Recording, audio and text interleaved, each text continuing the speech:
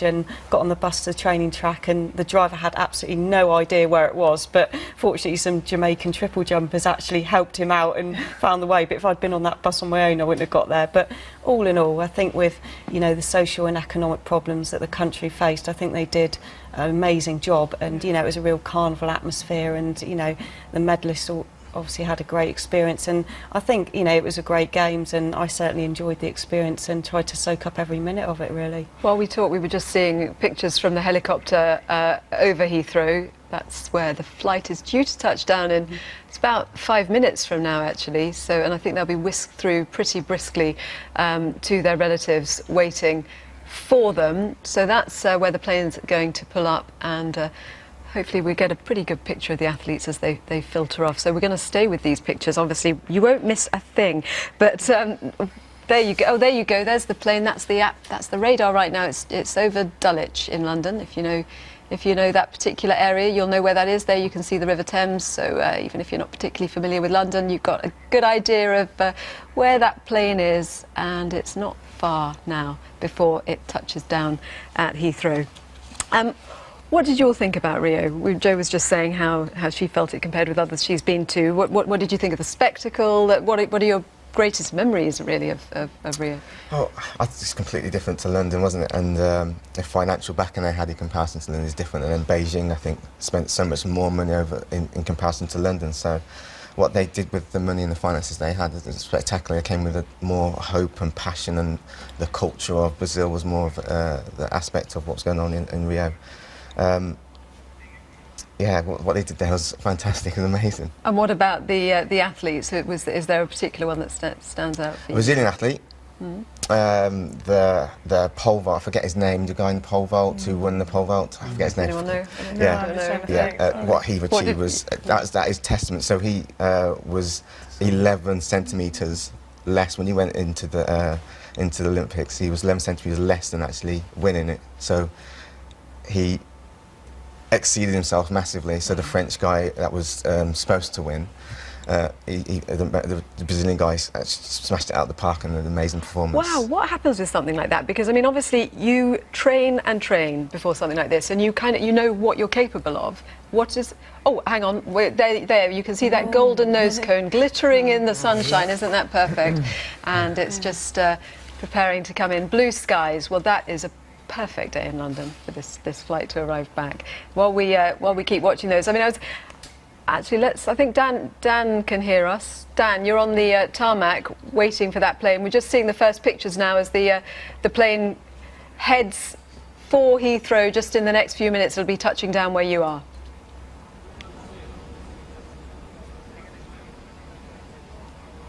Not sure if Dan Johnson can hear us, but we're going to stay with those pictures. And I mean, what I was just wondering was that point that Marlon was making about when someone really pulls an extra special performance out of the bag at the Olympics, when you've gone in, you know what you're capable of, you've trained.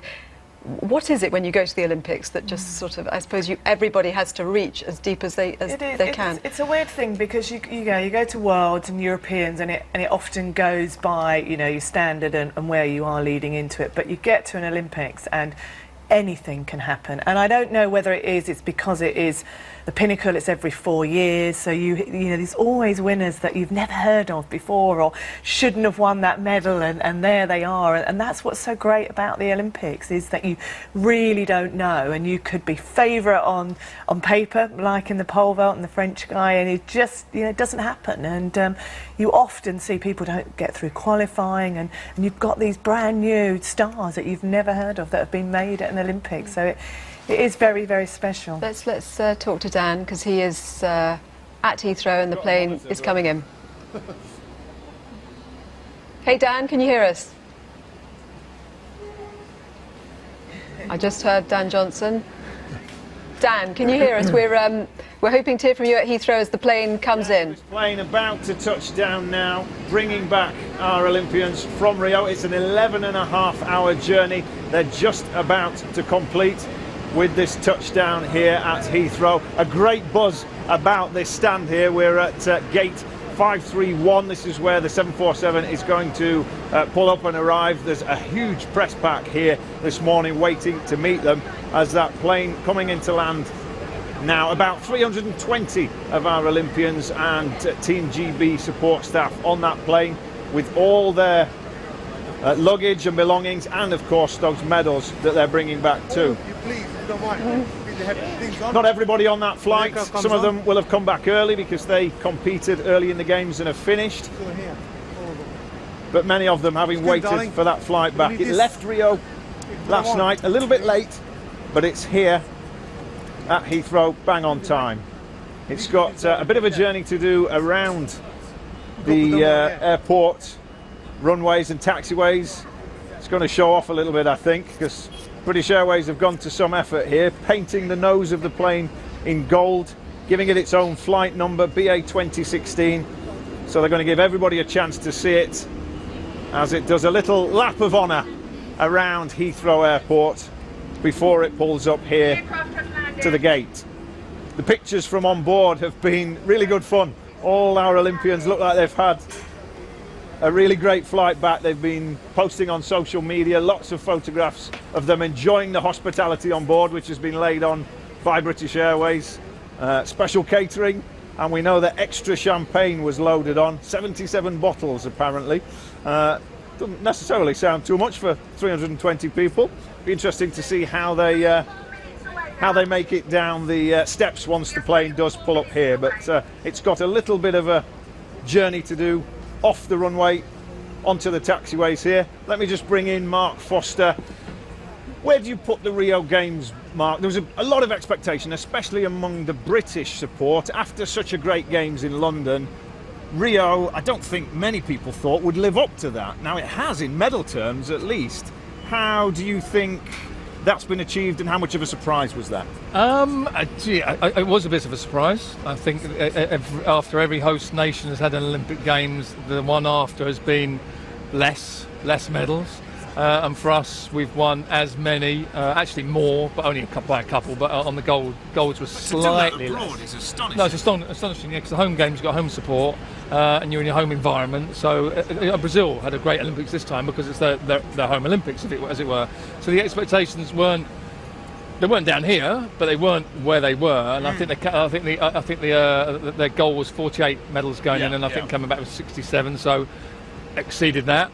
So I think everyone's always constantly looking to progress. I think in life you look at progressing, and athletes are very good at you have to move on. So I'm just going to interrupt you guys. Sorry to break in. We want to talk to Kat Driscoll, who's actually on the flight. She's a trampolinist who's been doing video diaries for us. Kat, welcome home. Thanks very much. Congratulations. How's the flight been? Yeah, it's been incredible. We got on the plane to obviously some loud cheers. They played the national anthem before we left. We all got a glass of champagne and did a big cheer as the whole plane. So yeah, it's been kind of a nice celebration, and I think everyone's really keen to be home, but it's been a really nice way to end it. Ladies and gentlemen, if I can have your attention, for those people who have not been instructed to move to the front of the aircraft, for those people who have not been instructed to move to Just listening to that instruction there. Kat, has it been a lively flight, or has everyone been a bit sparko? Because it's obviously been a long flight, and you've all been through quite a lot out there. I think it's been a bit of a mixture. I think I'm just sat here with Max Whitlock's coach, Scott Han. Hi there. So Max is up in first class. As requested, with your seatbelt securely fastened. Until the aircraft has come to a complete standstill and the captain has switched off the seatbelt signs. It would be a great assistance if we could ask you please to remain seated. Thank you. So Max is in first class, so we did go for a wander up to see him and see how the other half live and stuff, and it seems to be a much bigger party celebration down that end, I think. But obviously all the medalists are down that end, so I guess it's one big celebration with all of them together. Oh, tell us more about that then, about the celebrations, what everyone's been saying on board. I think everyone's just been like, we don't really know what's been going on back home. We don't really know how the country's taking to it.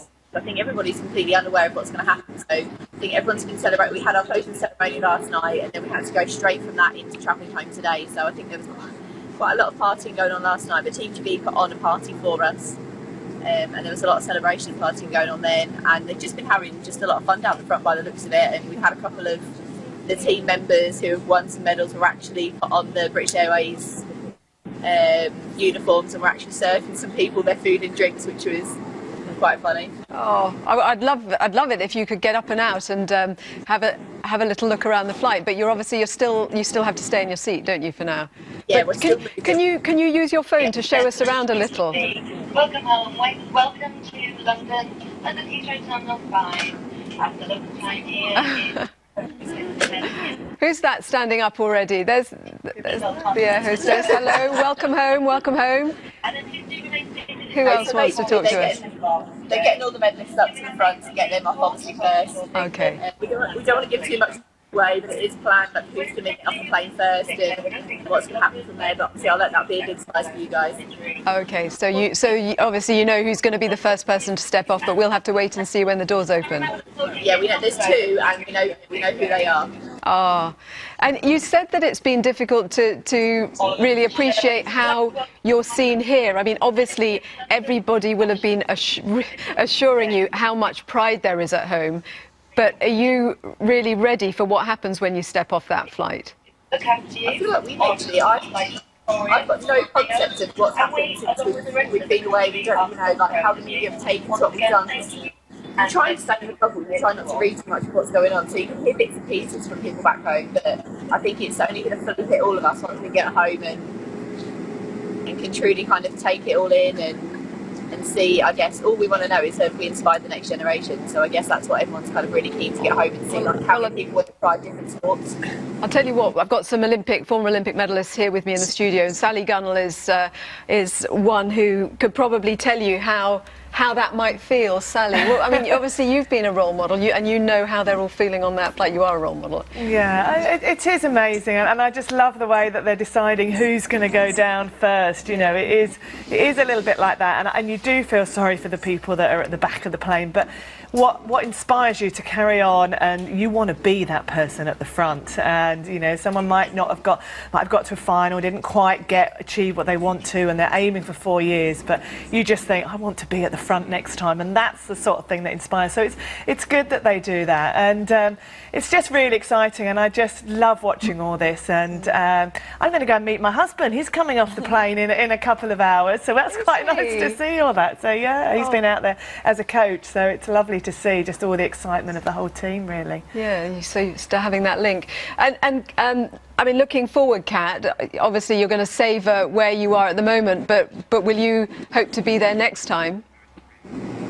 Yeah, I haven't really made any decisions fully. I think I need to make sure I give myself enough time to rest my body, rest my mind, have the right conversations with the right people, and see what happens. But I still wake up every day and love my sport and love what I do, and I guess for as long as that keeps happening, then why stop? So this was your first? No, not your first Olympics. No, second. Okay. So is it still? I mean, so obviously your first experience was London. How is this compared with London? It feels completely different. It feels like we've had such a unified being away. We've all like together, the gymnastics team supported each other, got to know each other, and obviously enjoyed lots more experience together. But the whole flying away and flying home bit, we never had any of that in London. This is all completely new for me and a new experience, and it's hard to try and describe the feeling and the buzz. Everyone in London, you were drawing all of the right kind of things from all the crowds because they were full, and it was so incredible. So for this one, it's really all of the extras that I guess all the extra emotions that you would normally get from a crowd, you're now having to draw on from your teammates. So in a way, it's much nicer to be able to get that from your teammates, share it. We've been and watched so many different sports that in London we didn't get the opportunity to go and do because there were so many athletes. So that side of it for me, I've really, really enjoyed. We're watching as we're obviously looking at you inside the plane, and we can see it just gently taxiing with that golden nose cone. BA 2016, victorious with the RIO, obviously in capital letters. What was someone's waving behind you? Who's that, Kat? Oh, we saw a hand, and now they've gone shy. Hello, who's that? Do you want to say hi? Welcome home. Hi. Hi there. Sorry, introduce yourselves and tell us what you did in Rio. I'm Patrick Houston. I'm from Archery TV. Didn't do as well as I would have liked, but hey, it's great to be back. Yeah, we're struggling to hear you, but it's great to have you home. We're really looking forward to you all coming off the flight, and I'm sure your relatives are absolutely dying to see you. What was your Rio highlight, Kat, before we let you go? If I'm completely honest, taking away me competing, we had this conversation yesterday, and I actually said to me, in fact, winning floor goals, because I don't normally cry at performances, and then when Max won goals, like I started crying, I looked at Bryony, she was crying, and I think for us it felt like the turning point in the gymnastics. So I think probably for me that was the standout performance. Oh, that was a beautiful picture actually of the plane just taxiing with the flag. Let's just hear the welcoming committee on the tarmac.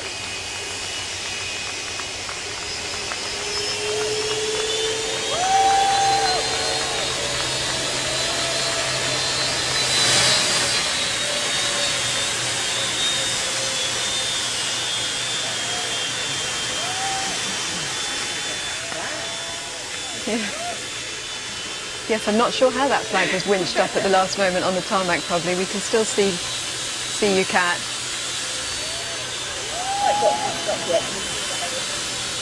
Kat, thank you for talking to us. There they are making the final preparations to get the athletes off the plane. Thank you so much, Kat. Enjoy. Thank you. Enjoy everything that unfolds for you. Thank you so much for joining us, and thank you for your video diaries as well. So, yes, Kat was telling us she knows who the first two athletes off the plane will be, but we have to wait and see when the doors open. What do you guys in the studio think? Who are you expecting? I think two might be a clue, because I'm wondering it might be Jason Kenny and Laura Trott. When They're she here, said they're already oh yeah, of course, here. No, well, that's a bad idea. So, oh, well. it was a good My thought. best theory, Max and May. No, Max Mo's and May. not on there. He's gone home to Portland. Who do you reckon then? So I'm just trying. Adams. Who do you think? Do you think? Oh, yeah. I don't know. There are so many. That's the Well, that's the anticipation. To That's pick what's so from. exciting Yeah. about this, is the anticipation of the British public to see these people and see them all coming home and get to feel and touch the Olympics, because it's been at a distance and now it's coming home, you know? How about Adam Peaty? Is he on there? Because he won the first Yes, medal. because we had the didn't picture of him in the cockpit. Yeah. Yeah, Yeah, him. possibly. The first and the last medal. yeah. Good thought. Well, we'll have to see. We've hopefully not got much longer to go. So the steps are going up. They are already getting ready. I'd like if they did a slide, you know, if they opened the emergency door and they all came sliding out. Yeah, that'd be good.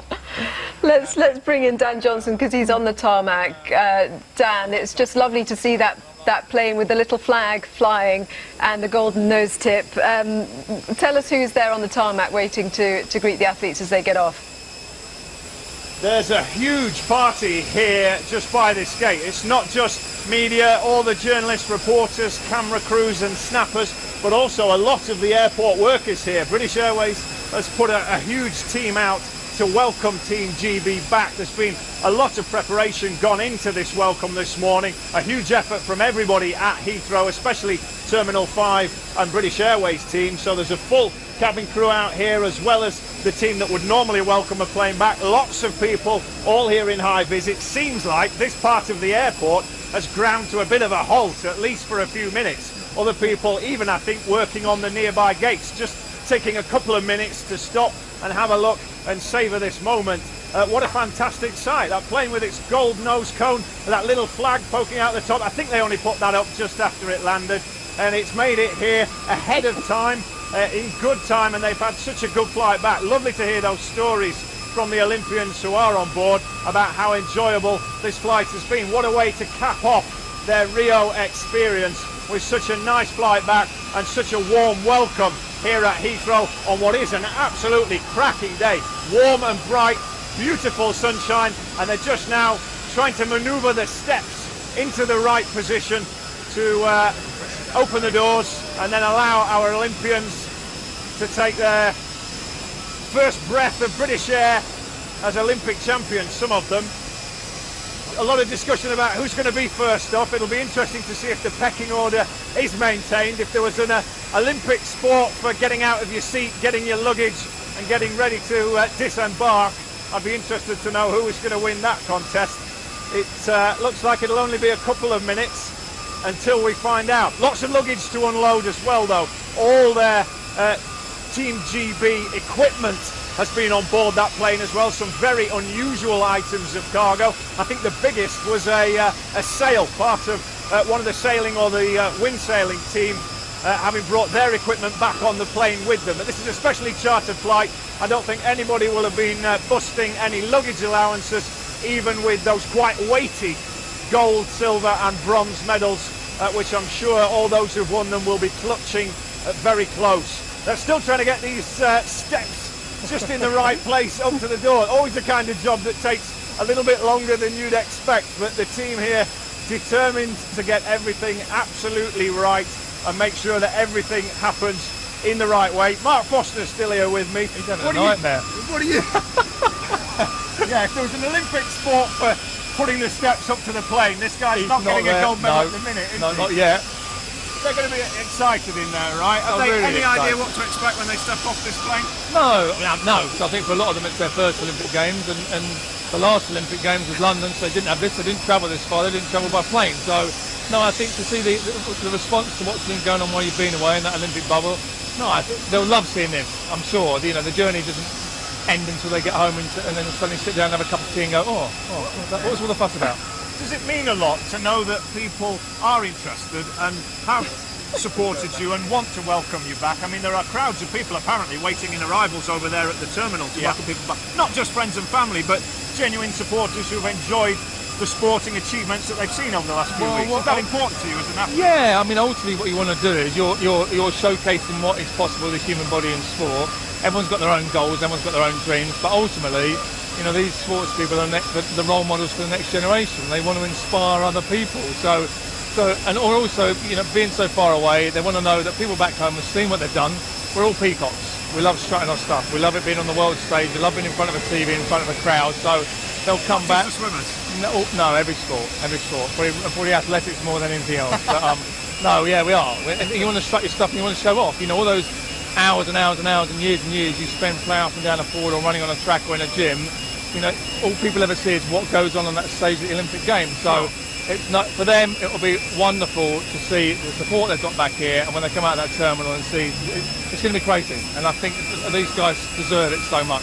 Breaking news, the legs that stabilise the steps are down on the ground. We think we have the steps stabilised and steady, ready to take the weight of those Olympians and their medals. So hopefully it won't be too long now until they can open the door of that 747 and start letting people off. And you're thinking, who's coming off first then? Who is coming off first? That's what we want to know. I'm going Nicola Adams. You say Nicola Adams is a dead cert. Well, I don't think anyone would argue with her, would they? If she wants to be first off, I'm sure she can have that.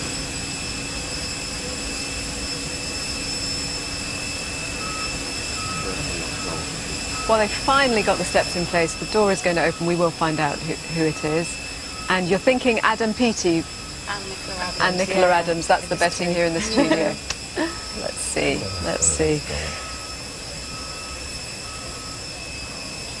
And obviously... New modern pentathlon.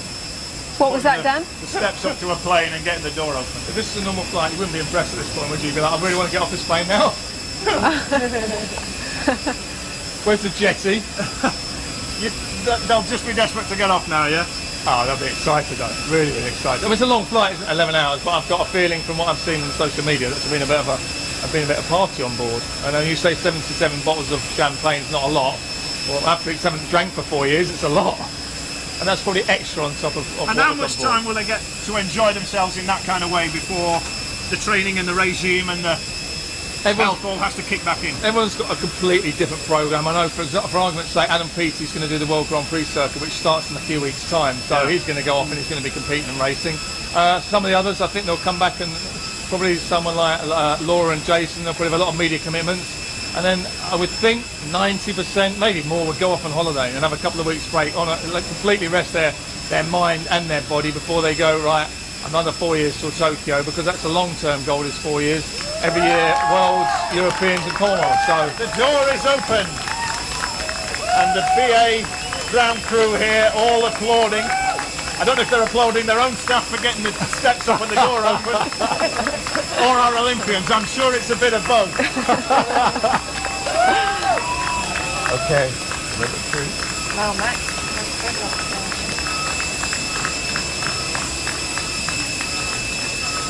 can't bear it, I want to run. Let's see. Who is going to be first at that door? This is like the moment when the Max president Whitlock. approaches the steps. We think it's Max Whitlock who's going to step out first. Do you reckon he'll do some gymnastics Or is it downstairs or decoy? The something? cabin crew are having their moment though first. Nicola Adams as well, isn't it? Nicola Adams and Max Whitlock. There they are.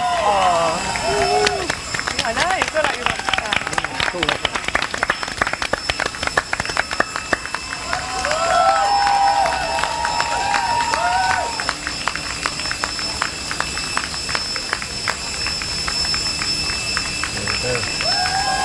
That's the hockey team, isn't it? Not the hockey girls.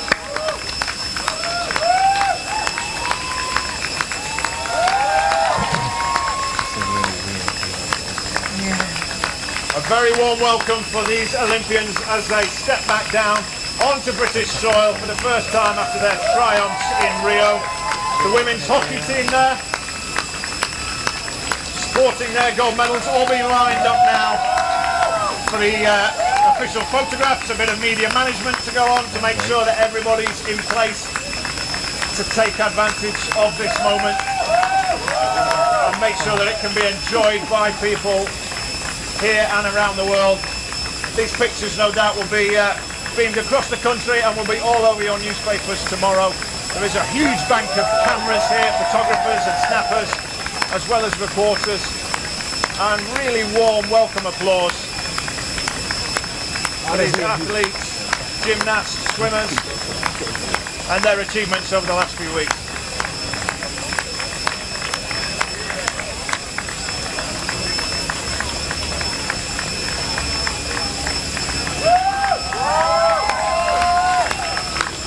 Mark, has there been any particular performance during these games that stood out for you? There's too many. I'm going to go to the pool first of all. I think Adam Peaty's dominance, breaking his own world record by nearly a second and winning the race by a second and a half over an event that's only 60 seconds is complete and utter dominance. And he will dominate that event for another 8 years if he wants to. So that was. I kind of knew it was going to happen. I put the gold medal around his neck before he got there, but then he still needs to stand on the block and do it. And a few breakthrough performances. Duncan Scott, a young little 19-year-old, he won 2 silver medals in 2 of the relays, but the relay performance is what you find is you now got a strength and depth within UK swimming, which we haven't had. The last medal we won in a relay event was 1984 in Los Angeles. So, but there's so much. I think the hockey girls were inspirational. I think that's wonderful for a women's sport as well. The rowing guys have done well. The cyclists have always done well. They historically do well. But the swimming team as a whole just blew me away. 1 gold and 5 silvers was absolutely amazing, and 7 fourth places. So. And you've been around at Olympics since the late 80s. How much have you seen in terms of a change of the way that our team is organised, the way it's performed, and the way that performance has been received? The biggest thing was after 96 Olympics when we just got 1 gold. A lottery came in, so UK Sport and Lottery started giving money from lottery tickets into sport, if you like. So all of a sudden, amateur athletes or athletes that did sport as a hobby became professional athletes overnight. So it meant professionals, they could dedicate themselves to their sport, but the support network they got behind them. So we need to get world-class results. You need world-class athletes, world-class coaches, world-class facilities and backup support. So having everything right and in place means enables these athletes to go out there and do what they do. They've got the body for it and the mind for it. But they need help. And you think that improvement in performance has been the key to inspiring the support that they've enjoyed? Yeah, I mean, in the past we were up against nations that had state-sponsored programs. In America, if you think all the universities are like intensive training centres, and it's no surprise that in America, swimming and track and field are their best sports because it all comes out of the university culture. A lot of the best athletes in the world and swimmers go and train in America. So now we have in Bath, Stirling, Loughborough, we have performance centres where our athletes go and train with the best coaches in the world, with the best facilities in the world, and the best planning in the world. So therefore, you get great results. I'm not saying we're the best nation in the world, we're not. We're a long way behind America in the swimming pool, but we had an amazing game. And they're all enjoying it. Lots of selfies been taken on those steps. The athletes taking photos of the photographers, taking photos of the Olympians. A great moment. It's all been very carefully coordinated, the order in which they've been coming off that plane, but obviously everybody has something to be proud of as they represent the country. And Marlon Devonish with me in the studio. It's an amazing thing that we're almost taking for granted now, that actually British success is what it is, not just at the Olympics, but in sport in so many different areas. And it translates to something different, doesn't it, for kids growing up now, watching this and seeing British success actually as something to expect and to celebrate. Yeah, the kids watching all the performances in the Olympics is going to have a massive effect on their view on whether I can do it or not. I remember watching Carl Lewis when I was a kid and seeing, okay, he's American, and seeing his success thing. I'd love to be able to do that. And then years later, Linford Christie doing the same thing in '92 in Barcelona, and seeing, look, that's a GB guy that's doing the same thing. I want to be able to do that. And that was a massive catalyst for me as a sprinter to be able to get involved. So hopefully there's kids out there, as I was when I was a kid, doing exactly the same thing, and going through that experience, going through all the different sports and seeing, right, I want to be able to do that. And also, because it's just a massive variety of sports, it's hopefully going to encourage other kids to think, oh, I might have to try this one, or whether it's the estuarine, or whether it's all these different types of different sports.